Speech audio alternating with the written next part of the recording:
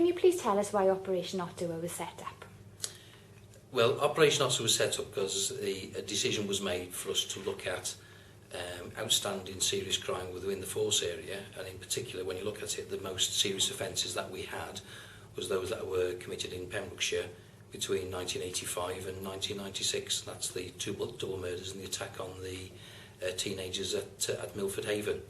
And it was felt at that time, because of certain issues, because of the advances in forensic science, because of the advances in forensic science techniques, because of the whole process around cold case reviews, a lot of the national best practice and the successes which have been enjoyed throughout the UK, that it was the right time for us to undertake the same process and adopt a thorough forensic review of those offences.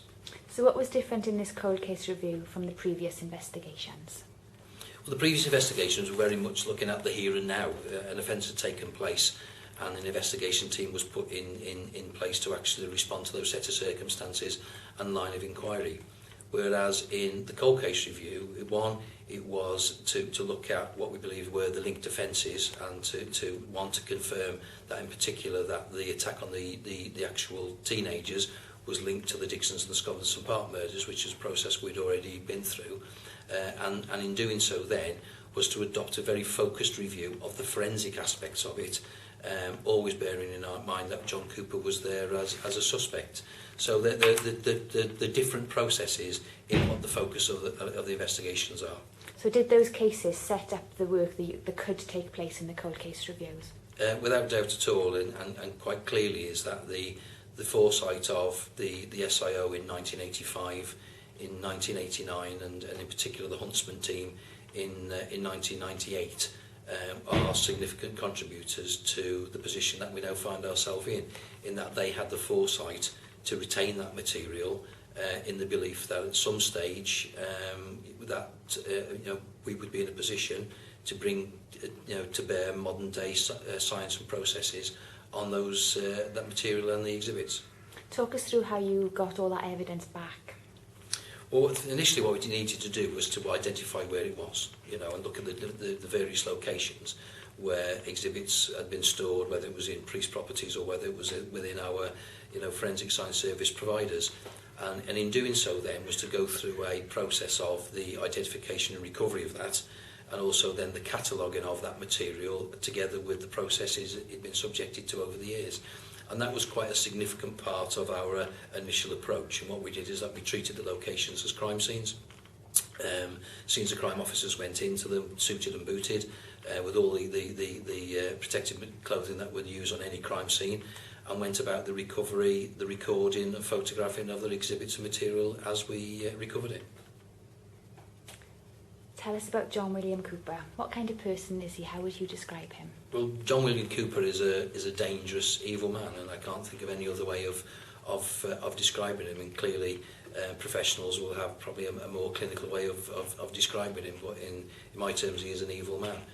He is a man who thrives on control. He must have control of every situation that he finds himself in, whether that's within his home environment, whether that's within his work environment, and probably more importantly, whether that's in his criminal environment, which makes him behave in particular ways, and in particular the propensity to demonstrate significant and disproportionate violence.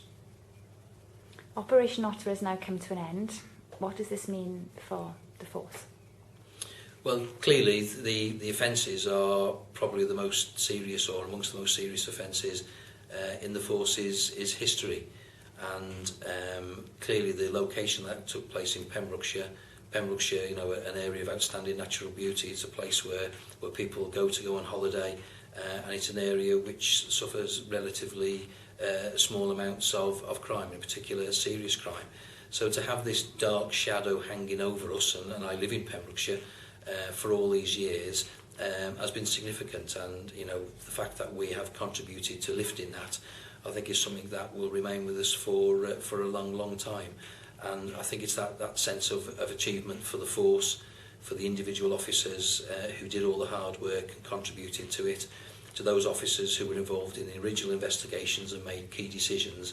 I think it demonstrates that Dyfed Powys Police is capable of investigating the most serious of offences.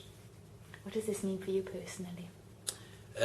Well, for me personally, it's probably draws the end to my 31 years service, 29 as a detective. I've always been very proud to be a detective, and for me, I think it's that sort of sense of achievement of having that privilege of leading as SIO the Ottawa team. I think it's also the privilege of seeing those officers, how they've grown up within their roles, and how they benefited from the experience, and in particular their contribution, but also working with the experts, with the scientists, with the Crown Prosecution Service, and also Mr Elias, who obviously prosecuted, who gave a remarkable performance in the courtroom. The defence have focused on the length of time that it's taken to bring Mr Cooper to justice. How would you respond to that? Well, there's a number of assumptions which clearly parts of the media will be making is around that, in doing so, that in some way that there's been missed opportunities or nothing has been done over periods of time up until 2005, and that clearly is not the case. Firstly, it's the foresight of the people in actually retaining the material. That's a significant contributor. Quite clearly, John Cooper came into those inquiries in various guises, but they were followed through and alibis were provided which were plausible and supported by members of his family. So there was absolutely no reason for him to actually come into those inquiries as a suspect.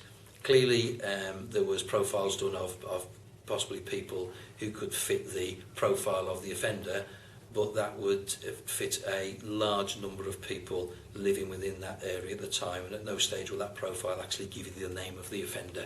It's down to hard detective work, and it's down to professionals and scientists providing that evidence that will bring about a successful conclusion. So we must be in no doubt about that. What also must look at is the material that really was cornerstone to the success was recovered in 1998, and that's after the last victim. So we couldn't have saved anybody from John William Cooper. The material is always there. That's the nature of a cold case review. We wouldn't undertake a cold case review if we didn't think there was evidence there. And what's known as Lockhardt's principles is that every contact leaves a trace. So we always work on that assumption that the material will contain something connecting us to the offender. What has happened is that, certainly since 1998, is that forensic science has advanced, the processes have advanced, the old science around the cold case reviews have advanced, and I just felt then it was the right time to bring all those issues to bear on a thorough investigation. But certainly between 1998 and 2005, there's been a systematic submission of material based on advice that provided by scientists. So there's been a considerable amount of work done over the years. There's talk locally that there could be some other unsolved crimes in the area that could or could not be related to John William Cooper. How would you respond to that? Well, clearly we're going to have to deal on fact. We'll have to deal on fact and evidence. And when we actually undertook the investigation, there was a considerable amount of myth and legend which had attached itself to John William Cooper and to the offences within Pembrokeshire. And the first job was to get rid of that, or to actually provide some evidence to support it. So clearly we shouldn't get carried away that John William Cooper is responsible for every crime within Pembrokeshire, but there are some interesting issues which we need to have a look at. There are some other deaths which we need to look at, but at this moment in time there is no concrete evidence to connect him to any other offences. How did the incidents actually impact on Pembrokeshire at that time? Well, as you know, Pembrokeshire is an area of outstanding natural beauty. It's a holiday area, and at that time people were selling their houses and moving away, particularly in the area where he was committing his burglaries and robberies. It negatively impacted on tourism, a massive tourism area, and then on an area of coastal path where people walk, we have a double murder. So it had a negative impact on that, and it really was that sort of dark shadow over the area, which people living within it, we knew about it, and we always hoped that at some stage somebody would be brought to justice. So the fact that we've been able to do that will lift that shadow. Do you think it's still having an impact now, and if so, what would your message to residents be today? Well, I hope it's the assurance that two things. One, that the individual that cast that shadow is now spending the rest of his life in prison, which was the right decision. I think that's the main one. And secondly, is having that confidence that Dyfed Powys Police if faced with those circumstances, that we have the expertise to investigate them.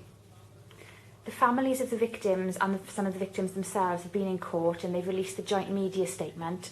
Media attention on this case is still high and we are expecting a number of programmes to come to be aired about this case. Will the families or the victims be taking part in any other media interviews?